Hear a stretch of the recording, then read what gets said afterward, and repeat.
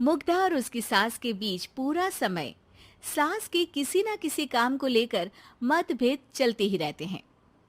बहू, ओ बहू, जरा चाय बना दे। मुग्धा चाय लेकर आती है। ये लीजिए, और कुछ चाहिए? अरे नहीं, बस चाय पीने का मन था। जाओ, तुम दूसरा काम करो। चाय पीने के थोड़ी देर बाद सास दोबारा मुग्धा को आवाज लगाती है। अरे बहू रे, आओ बहू, जरा हलवा तो बना दे, मीठा खाने को मन हो रहा है। इसी तरह मुग्धा की सास पूरा समय कोई ना कोई काम बताकर उसे रसोई से बाहर तक निकलने नहीं देती। कभी चाय, कभी हलवा, कभी पानी तो कभी दूध, हर समय खाने को चाहिए और उसके लिए अपने हाथ पैर बिल्कुल नहीं हिलाने। परेशान किया हुआ है इन्होंने। सास की जबरदस्ती परेशान करने की आदतों से दुखी मुग्धा एक शाम सचिन के साथ अपने कमरे में बैठी हुई बात कर रही होती है। सुनो जी, मम्मी जी की ये जानबूझकर मुझे परेशान करने की फरमाइशों से मैं बहुत फ्रस्ट्रेट हो चुकी हूँ। पूरे दिन में एक सेकंड का आराम नहीं मिलता। रसोई से बाहर कदम रखती नहीं कि बहू ये बना दे, बहुरी वो बना दे। अरे इनकी फरमाइशें चलती ही रहती है। अरे मुग्धा, माँ खाने की शौकीन है, पर उम्र हो चली है, खुद खाना नहीं बना सकती, इसलिए तुमसे बोलती है। अरे तो शौक भी उम्र देख कर रखने चाहिए ना। समझ में नहीं आता, हर समय फेविकॉल का जोड़ लगाए सोफे से चिपकी बैठी रहती है। इतना सब डाइजेस्ट कैसे हो जाता है उन्हें? अरे तुम मेरी माँ से इतनी नफरत कैसे कर सकती हो? मैं उनसे नफरत नहीं करती जी, बस परेशान हूँ। जहां मुग्धा अपने पति से ये सब बोल रही होती है, वहीं उसकी सास भी कमरे के बाहर दरवाजे से कान लगाए सारी बातें सुन रही होती है और अगली दोपहर रसोई में मुग्धा के पास जाती है। बहू, आज ना मेरा कुछ मसालेदार खाने का मन है। तो चाय बना दूं? मुझे बहुत पसंद है। अरे ना, ऐसा कर लिट्टी चोखा बना ले। और हाँ, जितना मसाला बातों में मिलाकर पति को सुनाती हो ना, सब्जी में भी वैसे ही डाला करो, खाना स्वादिष्ट बनेगा। सास की बात सुनकर मुग्धा हैरान रह जाती है। मतलब अब पूरा समय मुझ पर हुक्म चलाने के साथ बंद कमरे में हुई पति पत्नी की बीच की बातें भी सुनती है? अरे बात जब मेरी थी तो सुनने में क्या दिक्कत है? ये कहकर सास वहां से चली जाती है। अरे अब तो हद पार हो गई। इस तरह से तो ये मेरा जीना मुश्किल कर देंगी। मुग्धा सास की हरकतों से परेशान उसका हल सोचने लगती है और इसी तरह कुछ दिन बीत जाते हैं, जिसमें सास का जन्मदिन आता है। मुग्धा बहुत खुशी के साथ अपनी सास को एंड्रॉयड मोबाइल गिफ्ट करती है। मम्मी, आपको सबसे बात करने के लिए बहुत दिक्कत होती है ना?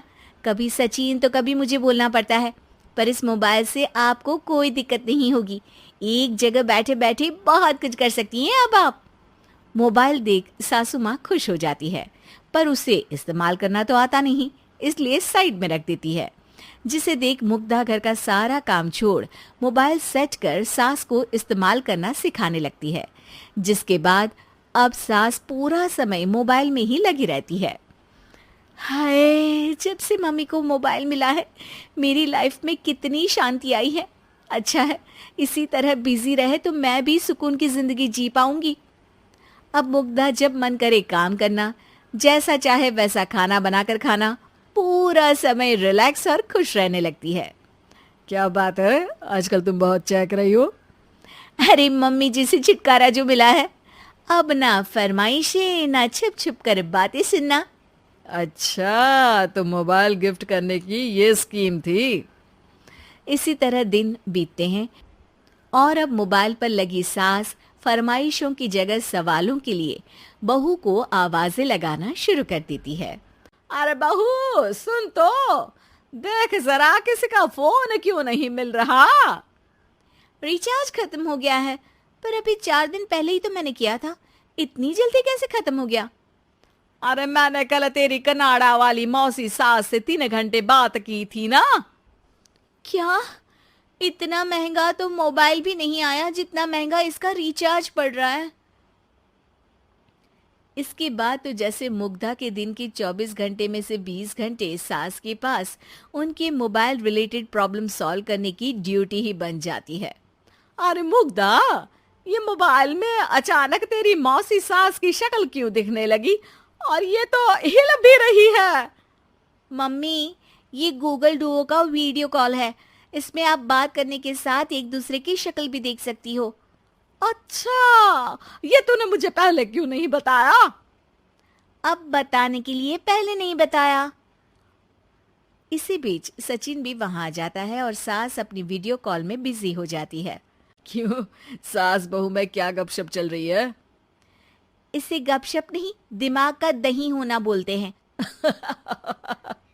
पर तुम तो मम्मी को मोबाइल देकर बहुत खुश थी, फिर क्या हुआ?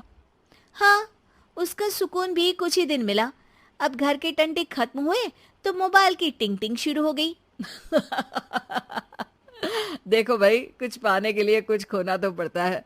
आखिर तुमने मोबाइल अपने फायदे के लिए ही तो दिया है, तो फिर सवालों के जवाब भी देने पड़ेंगे, क्योंकि जब तक उनके हाथ में ये फुंथरू रहेगा, तुम्हारी लाइफ में प्राइवेसी और सुकून रहेंगे। कहने का मतलब है अगर इससे प्यार बढ़े तो दाग अच्छे हैं। अरे मुझे पहले दिन से ही पता है मोबाइल किस मकसद से दिया गया है। भूलो मत, इससे पहले मैं बातें ही सुनती थी। सास की ये बात सुनकर मुग्धा शॉक में और सचिन हंसता रह जाता है।